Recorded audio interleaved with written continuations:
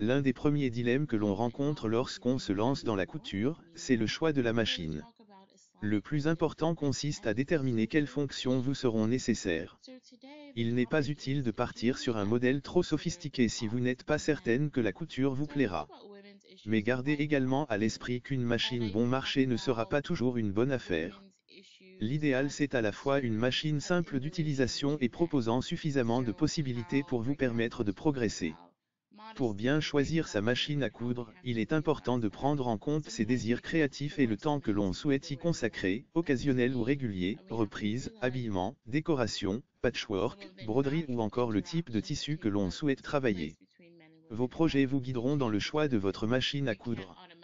Quel que soit le budget que l'on souhaite investir ou l'usage que l'on attend de sa machine à coudre, elle doit proposer les points de couture de base, points droits, points zigzag et boutonnières, de préférence automatique en un temps, à défaut en 4 temps.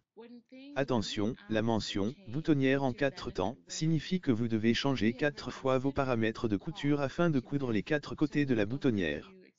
Sur une chemise, cela peut être fastidieux.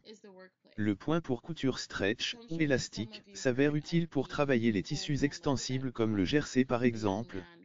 Enfin, le point de surjet, aussi appelé point overlock, permet de réaliser des ourlets de bonne facture, même si un point zigzag serré près du bord peut aussi faire l'affaire.